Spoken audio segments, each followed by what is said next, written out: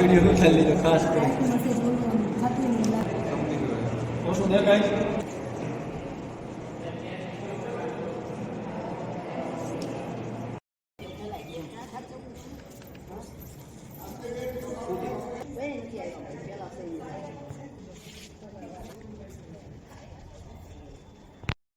Role. મારું નામ રમેશચંદ્ર કાનજીભાઈ કોયાણી છે. હું ભક્ત શ્રી તેજાપાન ક્ષેત્ર ટ્રસ્ટમાં પ્રમુખ તરીકેની ફરજ બજાવું છું.